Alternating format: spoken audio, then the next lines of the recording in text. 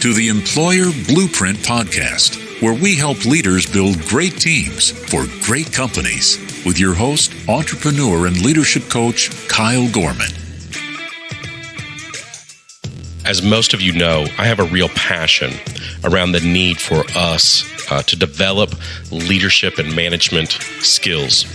I believe that too often, business leaders and business owners get into positions because of their knowledge of the industry, because of the knowledge of the department or the specific skill sets that are required in an area of their business, but don't necessarily have the right skills to lead and to manage people effectively and properly.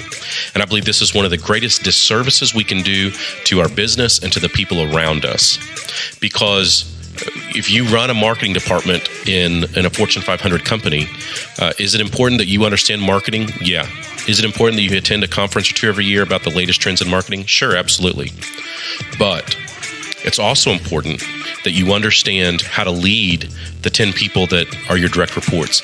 It's important that you understand how to manage those that are around you, to motivate them, to deal with conflict that's what's in your team, to create a healthy work environment for those around you. You owe it to them.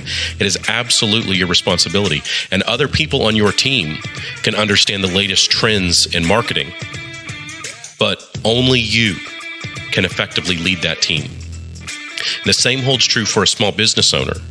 It's important for you to understand your industry. It's important for you to understand what's happening in your industry. But it is so incredibly important that you understand the skills, the art, the craft of leadership and management. You owe it to those around you because you've taken on a tremendous responsibility when you make the decision to hire employees and to lead people in your business.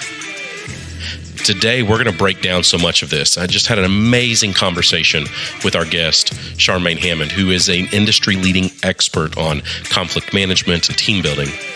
And admittedly, we could talk for hours because it's just something that I really kind of geek out about because it's so important, and I believe we often miss the mark on this. So there's so many just great nuggets of knowledge that are dropped in today's conversation that Charmaine is able to share.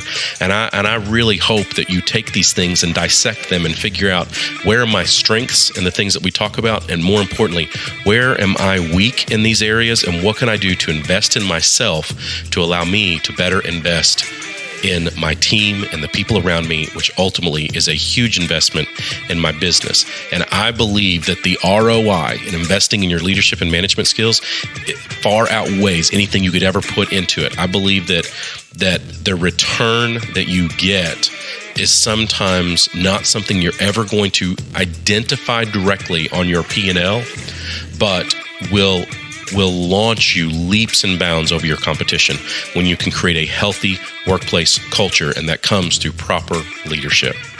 Hope you enjoyed today's episode. If you have not done so already, please subscribe to the show, and any feedback that you have, I would love to hear it. You can reach out to us at podcast@employerblueprint.com. Have a great day. Well, I want to thank you so much for joining us on this week's episode. We have Charmaine Hammond with us today, and Charmaine has had years and years of experience and really built an expertise and a niche in understanding the people issues in the workplace, from crucial conversations and conflict management, and just being able to help kind of tie these things together. As we know, as business owners and as entrepreneurs, these sometimes are the biggest challenges that we deal with, because we go into business typically because of the expertise and knowledge in our field. But if we want to scale, if we want to grow, we've got to have great people around us, and sometimes those great people can kind of cause other challenges that we just aren't accustomed to. So being able to leverage and lean on experts like Charmaine really help us understand how to navigate those waters when it comes up. So Charmaine, thank you so much for joining us. And as we get started, why don't you just kind of tell us about your career, your path, your journey, and how you got to where you are now?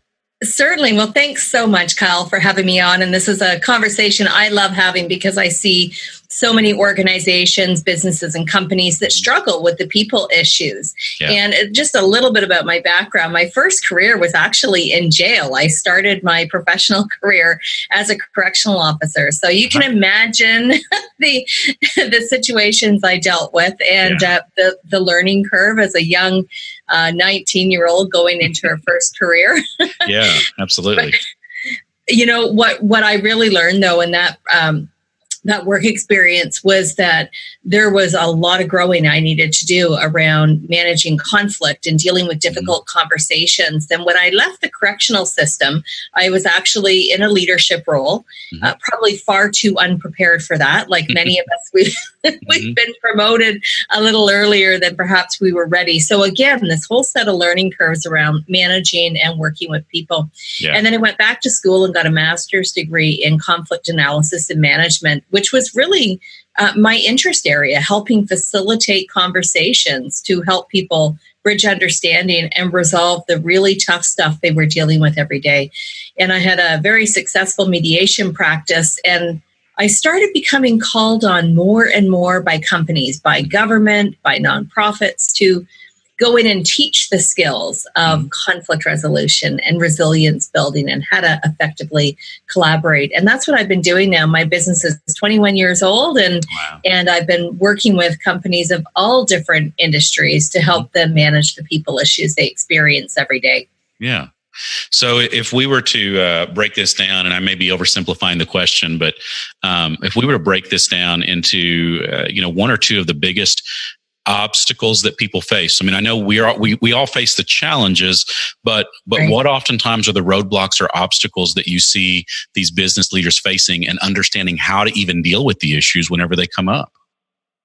Yeah, one of the interesting obstacles, and I think it's not talked about enough, is it sort of goes back to my first promotion to leadership. I went from being on a team to then leading that team. Oh, yeah. And, anyone who's done that transition is feeling the pain right about now, because we recall all of the loyalty challenges when we go from having employee relationships and now having to supervise and lead that very same team. There are so many issues that crop up around trust and expectations and loyalty, and relationships change. And so sometimes that leader is dealing with grief and loss of the ending of a friendship that now really can't be managed in that new role. That's one of the obstacles I see. And I've had the opportunity to actually work with some companies to help them transition those type of those leaders into their new role and work with the team. And it's really powerful when it happens, but it's an obstacle I see all the time, and not many companies really effectively dealing with it. So they end up with a whole bunch of other challenges. Yes. Well, I love this because I think you're exactly right. When, one of the things that I coach is the management development side of that, and kind of the disciplines and principles that we need to provide to our team members. Yeah. And that it's the same thing that you're saying here. One of the things that I really preach on is that, companies continue to promote people, and they find someone that's good in a craft, good in a skill, good in an industry, and they put them in these leadership roles. But management, I believe, is a craft in and of itself. And there are some people, we've experienced them in our, in our lives at times. We have some people that are just great bosses, and they don't necessarily know why. We don't know why, but they are just tremendous to work for. They know how to make things happen. But they may not necessarily be the best people in the industry. They may not have all the industry knowledge, but they're great to work for. And then you have others that are great in the field, and they're great in the industry, and they have all the understanding of the business, but just terrible people to work for. And I wholeheartedly believe, Charmaine, that we as a workforce just do not invest properly into the management skills and the leadership skills of our workforce. And so we just expect people to either have it or not. And oftentimes what happens as that trickles down is we bring someone in that doesn't have great leadership skills, and then it gets blamed on the subordinates within the organization that things aren't getting done. Yes. Oh, I see that all the time. You've raised a really important aspect about the investing in people, because there seems to be sometimes, I think it's an unwritten belief or unwritten expectation that if you've worked at a company for X number of years, it would just be logical that you transition into a leadership team. But no, not everybody wants that. So a lot of people are working in a role that they actually don't want. They loved what they were doing before a promotion, then they've not been properly transitioned and trained to be successful, and everybody pays for it. And the other piece you mentioned, Kyle, that I think is really, really important for us to put an exclamation mark on it when we talk about investing in people, is that a lot of times people are promoted because of their technical ability. So that skill set. But that doesn't mean that every person with strong technical skills in a certain area also comes as a package deal with effective communication skills and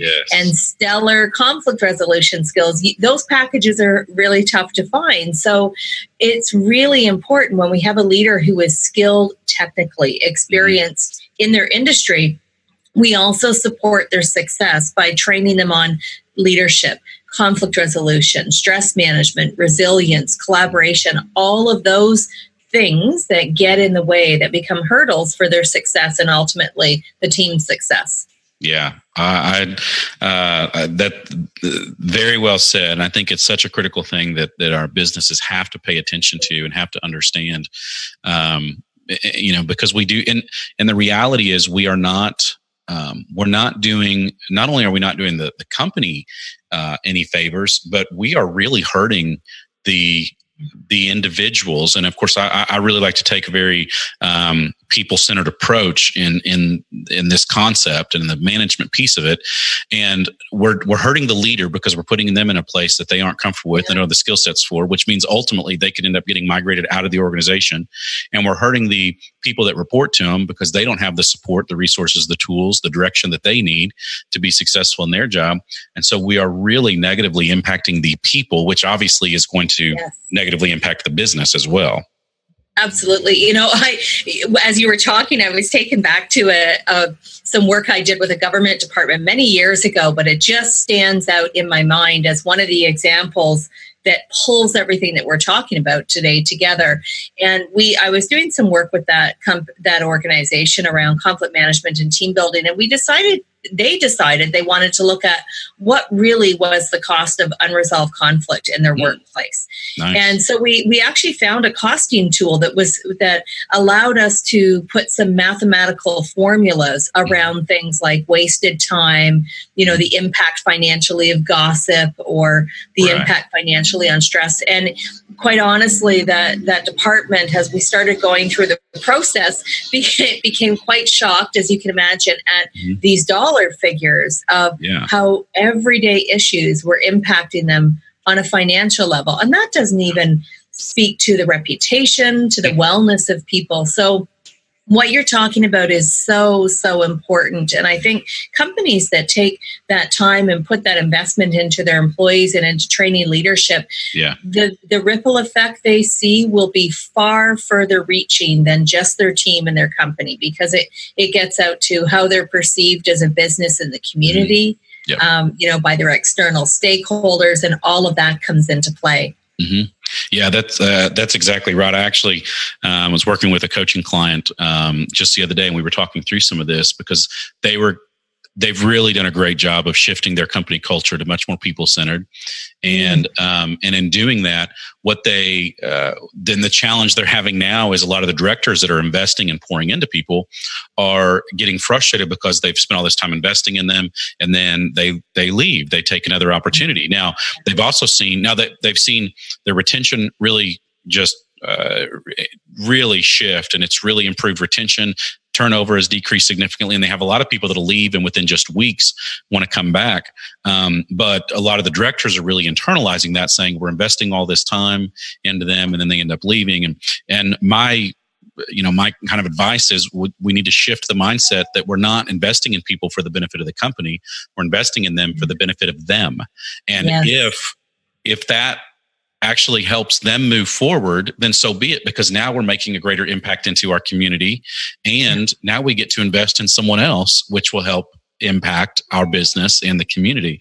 But that, that's the problem you want to deal with. That's the problem you want to deal with in the business is we're investing so well that now these people are so incredibly marketable that everybody wants the people that are coming from our business. I mean, that's a great problem to have if you can step away and understand that that's happening.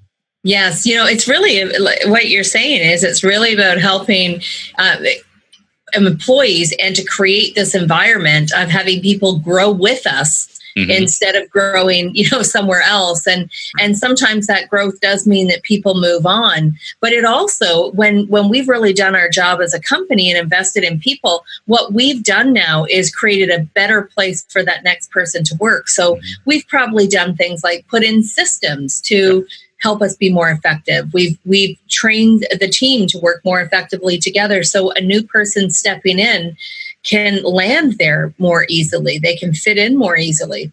Yeah, perfect. Yeah, I love it. And I could not agree more. I think it's a great thing whenever companies realize the benefit of investing in people in their business. So I know one of the things that you help companies do is develop like a conflict management system, a process around conflict management. And especially for small business owners, I think that becomes a real challenge because there's no place for the problem to roll. We can't say, oh, well, this is an HR problem. Like we are HR. The owner is all roles. Yeah. And so, we can't say this is an operations problem or a client problem or an HR problem. It's our problem. Yeah. And so, what tips or advice do you give to people when they're trying to figure out how to deal with conflict in the organization? Because I think what we generally find is the way we deal with it is ignoring it. And obviously that's not the healthy way to do it. And so what tips or advice do you give to people to actually tackle this head on and handle this personnel conflict in the business? Yeah. One of the things that I've seen small businesses do effectively, because you're exactly right, Kyle, just because somebody owns a business doesn't mean they're a skilled conflict resolution resolver. They may be this person that fears conflict, dislikes it and avoids it, or quite frankly, doesn't have the time or can't make the time to invest into these situations. A couple things I've seen small businesses do that I think is really powerful is I've seen some of our clients, when they find that person in their organization, because there usually is someone in the company that people gravitate to. So when they're unhappy, it's that first person they go. That's a great example of where a small company could invest some time and training into that particular person because they're trusted, they're respected, they're seen as a neutral confidant. The other thing that we can do is set up policies. And I'm not talking about the policy that most of us have that says, if you have a problem, go talk to the person that it involves. That's the obvious policy. But it goes, if people don't know how to do that, they don't know where they should meet. What should they say? How do they bring the issue forward? What if the issue is about the business owner in the first place? Right. What's that safety mechanism? So when companies can do what I call building team charters, a team charter is where that team works together with the company owner to create that environment of how we work together better. So it's sort of like how we put our policies into action in real life. That's really what it is, because my experience has been, and I've facilitated hundreds of mediations with thousands of people. And I've learned that while we have great policies and sometimes collective agreements if we're unionized, that is not what people refer to in their moment of conflict. Right. So it becomes this white training binder, white policy binder on the shelf. So that's one thing that I think can be really important. The other piece, Kyle, that I was just introduced to recently, and I thought it was a great opportunity for small businesses that don't have an HR shop. The owner is everyone. The owner is all roles. Is I've seen several small businesses, and the example I'm referring to, it was 4 small businesses that partnered together to hire an HR consultant. Oh, great idea.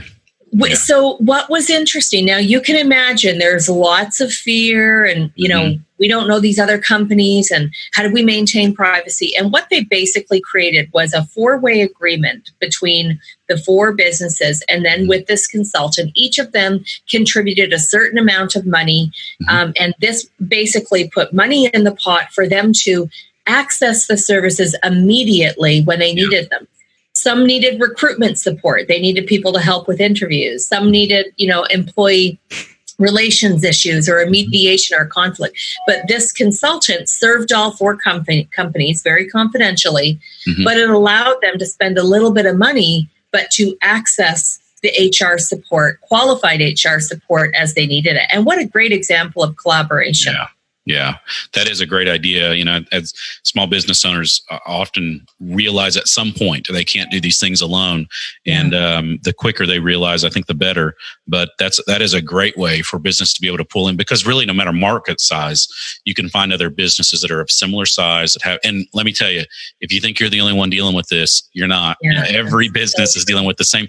And the good news is, and I'm sure you can speak to this better than most, it's not just a small business with 3 employees. They have conflict, and so does the company with 3,000 employees. We all have the same issues. It's just on a different scale. So being able to leverage those resources, that's a great idea. That's great advice for people out there to take into consideration. Find someone in your market or even outside your market that can help with that type of work. The other piece I'm going to add to that, Kyle, you just flagged a thought for me. One of the things that happens, I think, with small business owners is that they feel like they've got to go at this on their own. And there's such a reluctance for business owners to sort of share their pain with other business owners because they don't want to seem like their business is tanking or something's going sideways.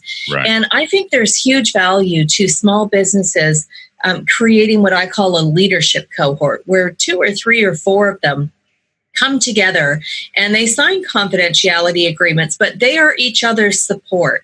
So what that could look like in action is if I, as a small business, was dealing with some employee relation issues or maybe some reputation management issues, or I've got a big conflict that I want to make sure doesn't go to court and cost a lot of money, I could reach out to these 3 other businesses that in the leadership cohort and say, have you ever dealt with something like this? Or what should I say? How do I set this up for success? Because chances are, out of 4 businesses, you've all dealt with pretty much everything successfully and maybe not. But the support that can happen is really powerful. And again, you've got to set it up for success. Address things like confidentialities, but it can take that loneliness for small businesses. And in big companies, this is something I've also done. A lot of big companies, the leaders work in silos and independently and don't even access the supports they have readily available to them. Yeah. So this can apply to businesses of all sizes. Yeah, that's excellent advice as well. There's so much value we can get just in having people that we can go to and address these things and say, how did you deal with it? What advice do you give on trying to deal with it next time? Learn from people's mistakes.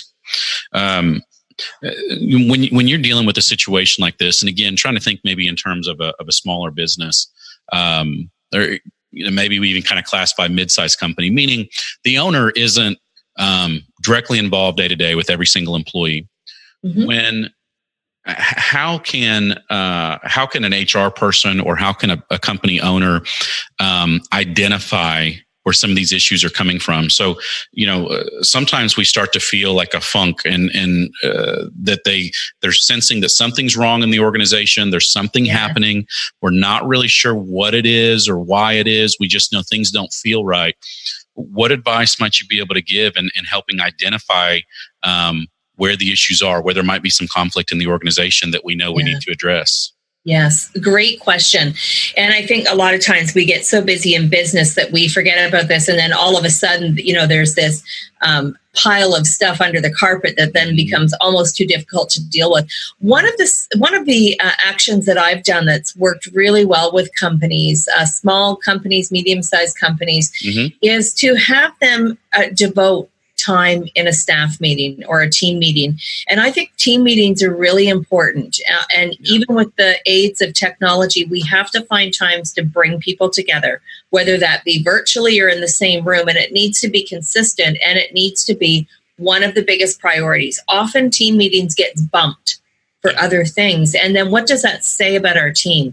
So we can just start off by actually devoting 10 or 15 minutes to do a roundtable every team meeting. You know, the question could be something like, what's going on? I love the review and learn process myself, which is 4 simple questions. You know, over the past 2 weeks since we met, what's been going well?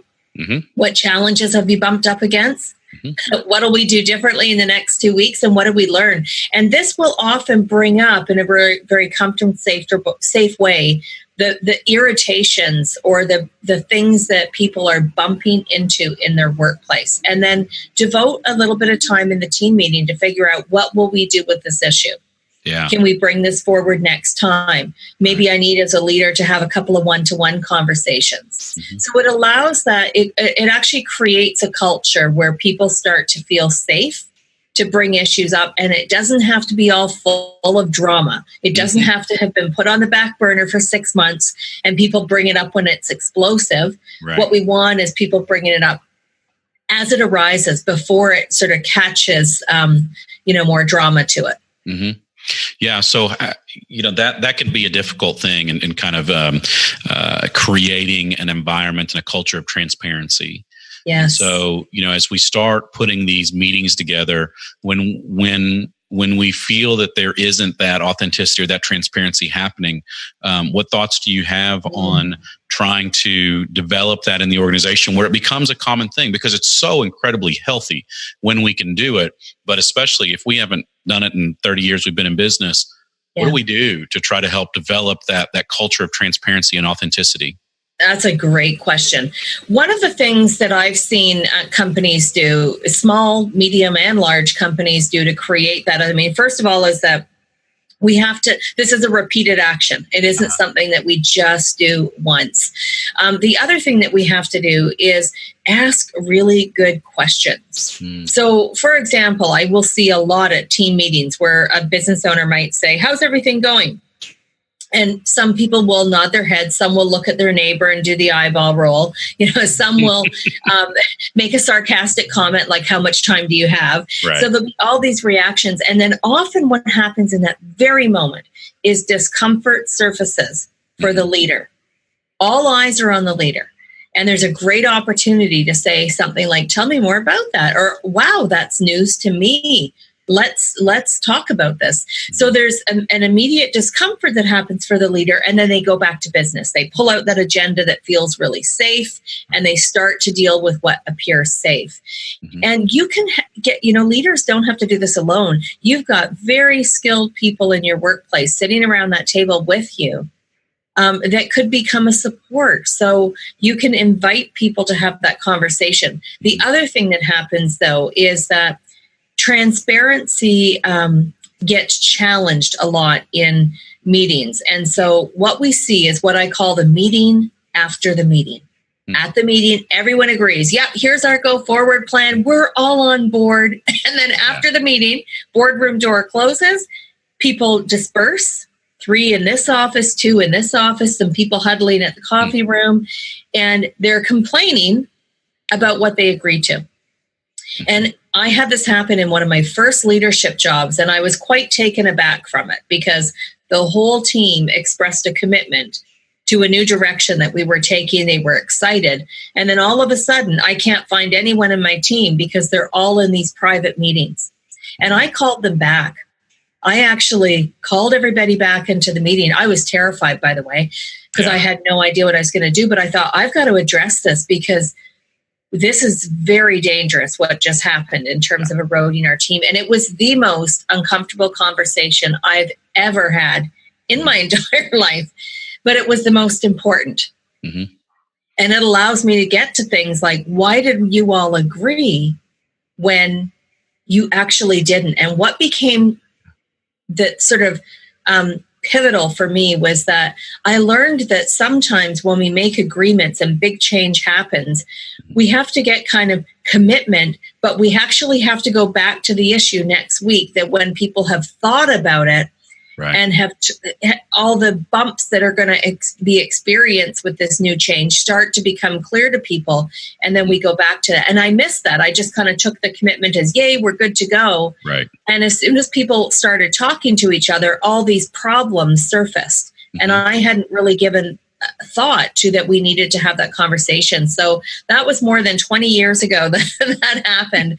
And that example still guides me. So that's something that leaders can do. When you get a commitment from people, bring it up on your next meeting or go and meet with people individually to double check that commitment and address any little concerns that come up then, because the little concerns when you bring the team together become big concerns, because people pick the side of the fence they want to be on, and then it becomes sort of like this collective energy. Yeah, that's great advice. As especially people with a very entrepreneurial kind of visionary mind, sometimes we can be kind of irrational optimists, and so we have this idea and we think, oh, this is going to be great and wonderful.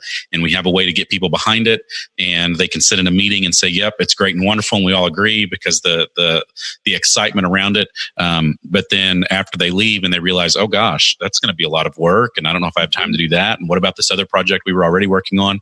So I agree completely. I think, one of the things we've got to do is, especially as we implement or roll out a new initiative, or we have kind of a new idea or concept that comes up, is constantly revisit that. As entrepreneurs, oftentimes we may have already thought through challenges, but we didn't tell them these are the challenges you're going to have and this is how we're going to overcome it. Or because of that irrational optimism, we may have not even realized, oh, well, I didn't realize this is how this was going to impact HR. I didn't realize how this was going to impact operations. I didn't realize how this was going to impact, you as an individual person and your role in the company.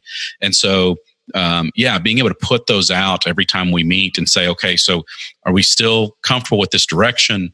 Let's talk about whatever issues you've come up with, you've thought of, you've experienced already. And that way, instead of just coming in and saying, hey, great excitement, we're starting in this new direction, let's take some time to make sure this is really the right direction and it makes sense, or we're not draining resources for something that's not going to be able to actually come to fruition over time. So yes, great advice on that. Yeah.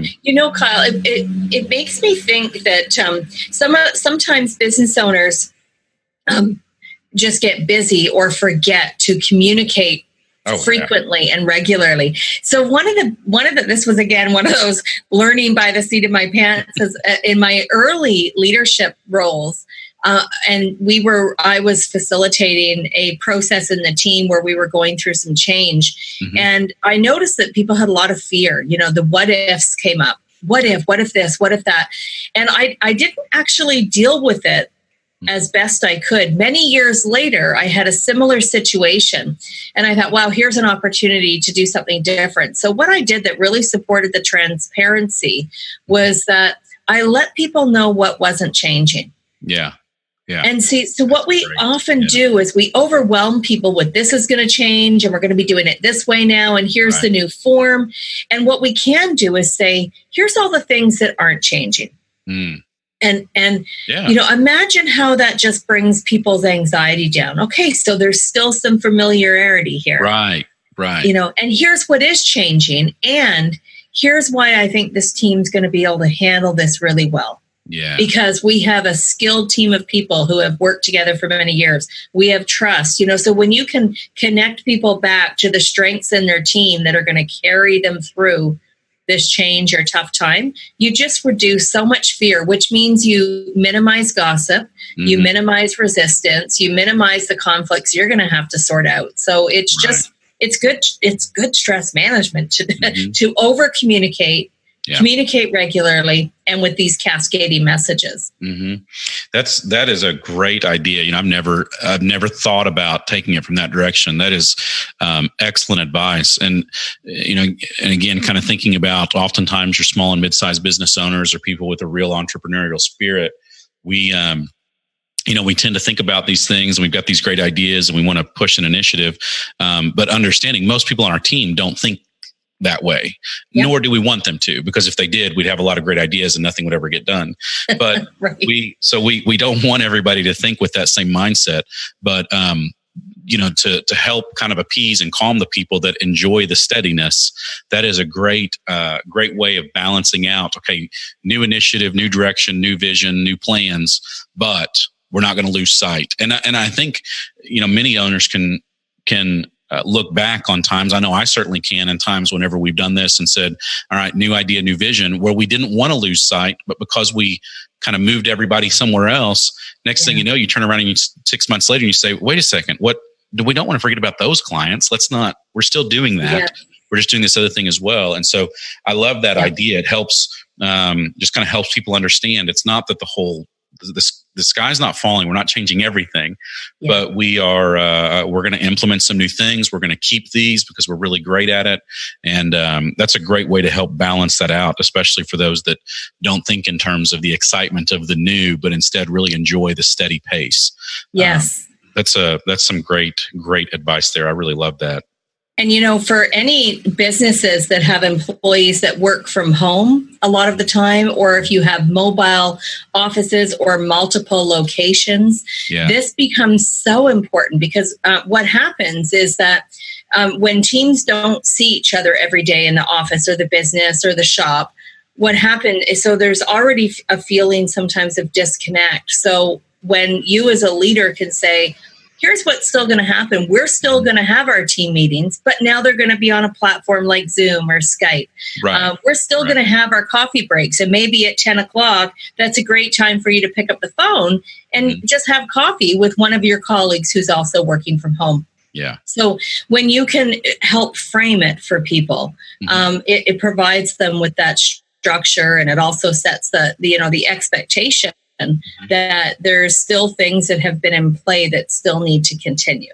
Yeah. That's excellent advice. And of course, with technology, technology these days, it's so simple to even with our remote workforce to give a small feel. And so we need to leverage those to our advantage. And I really like the idea of having coffee with people on your team, no matter where they are in the world, whether they're on the other side of town because they're working from home that day, or whether they are legitimately on the other side of the world. There are ways to, I conduct a lot of my business via Zoom, and just the nature of the way our business operates. And so for me, it's become very natural to have a meeting and actually get to know somebody over that. It's a little uncomfortable at first, but give people the encouragement. It does get easier with time, where you truly can feel like you're sitting in a room having a conversation with somebody. And, and let me add this too, because I think there's a lot of value in the video piece to that, as opposed to let's just jump on a call. I so agree. There's just something different about building a relationship when you're face to face and you can see the nonverbal, so you can get that interaction. And so those tools are available. We need to leverage those because it's so much better than just jumping on a phone call with someone where you really don't get that immediate feedback, where you can sense that someone's uncomfortable with the direction, or you can sense that there's some anxiety or uncertainty, or you can sense there's an excitement around something that, okay, we need to try to dive into this more. And so there's a whole lot of value to that we need to recognize and uncover. True. That learning came to me. Actually, I can't even take credit for that idea. That came from one of the companies I was working with. They were going to more of a remote team. So more people were going to be working at home half time. And there was fear around how would their relationships change, and what about trust? And it was one of the employees, they had implemented this and they were doing team meetings. I think they were actually teleconference calls. So you couldn't see people, which is where the need for this kind of a platform came up. But one of the employees said something that it sort of blasted my mind. And she said, I'm going to do coffee break with you guys. I'm going to phone you, or we're going to hop on Skype, or we're going to do something, because she said, what I am doing now when I'm working is my 15-minute break has become the time to throw the laundry in, or the time to put the roast to the crock pot. And she said, I would never, when I was working at the office, whipped home, done laundry in 15 minutes and come back. And she said, I've created now an amount of stress and role confusion Yeah. Because I'm now multitasking in a way that I wasn't when I came to the office. And I thought, wow, how brilliant for her to see that in herself and figure that out, and how vulnerable to share that with her team. Mm-hmm. But, everybody was thinking about that. How do I manage home and work? And she said, I'm at work. Right. So work. Yeah, exactly. And so I just thought, wow, I'm going to borrow that, because that was a juicy learning. Yeah, it is. So it's interesting. One of the 4 principles that I teach on management is the sociability piece, and how we have to encourage it. We have to embrace it. And as leaders, we have to participate even in the social fabric of our company culture. And that's what I really love about that idea, because that's one of the big things you lose when people are working remotely is the social piece of that. And I mean, studies have even proven it, a 5-minute social interaction is actually healthier for productivity than a 15-minute isolated break. And so getting that, there's something that you miss when you're not there to be able to meet somebody at the in the coffee room or at the water cooler or at their desk for a minute, just to say, hey, how was your weekend? How are the kids? How are things going? So being able to do just that in a remote environment, to say, hey, I'm going to take a quick break. You mind if we catch up on Zoom real quick? Hey, how's it going? Just want to chat. To really be able to build that depth of relationship is so incredibly healthy for your overall company culture and for the productivity and for retention, to be able to build those relationships. I love the idea of doing that when it's not, we have an organized meeting at 11 o'clock to cover these 3 topics. Right. But it's just, we just need to connect. We're just here to connect and catch up a little bit, but not just to do that at the end of a phone call. That's really, really great. I love that. Yeah, me too. So along the lines of this team building piece of it, I know that's one of the things you try to help people with as well, is developing kind of some team building models in their business and develop some cohesiveness. So I know that can become kind of a pretty in-depth topic, but just high level, what are some thoughts that you have around the team building process in a business? And especially if we recognize in a company that we just don't have that. We're very siloed. We're very isolated. Everybody's kind of doing their own thing. We need to find some real simple ways, just quick hits to kind of get people on the same page. What ideas do you have that you might be able to suggest in that? Yeah, I think one of the great things companies can do, it doesn't matter on the size of the company, is to do team building throughout the year. There's a tendency to do team building when things have gone sideways. So that's a great opportunity to bring the team back together. It might fix things, but it doesn't necessarily build the team. So I'm a big supporter of team building through the year. And this doesn't mean just having a session where it feels like a rah, go team. This might be team training. Team building can happen through training and giving people a really structured exercise to work on.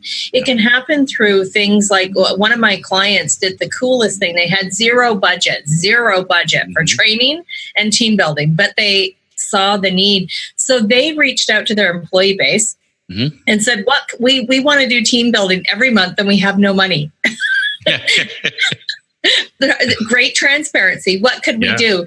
Well, that leader did not need to fear anything, because within a day or two, that group of employees pulled together a whole list of things. So one of them got an agreement from their local gym, who was brand new, wanted more business. Yeah. And the gym came over. It started out once a week. It turned into 3 times a week. At lunchtime, they were doing stair climbing, yoga, all kinds of things. So zero cost. Employees are healthier. Then there was a number of employees taking vacations. So somebody said we should have travel club. So it turned out to be every month, and it then became every other week that the employees would meet at lunchtime for half an hour. Somebody would show some slides and pictures and videos of their trip to Mexico or wherever they went, and they'd bring in a potluck lunch.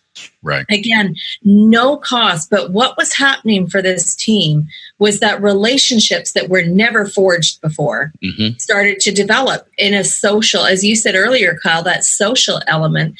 People were learning about one another. The owners didn't need to manage this. The team self-managed it.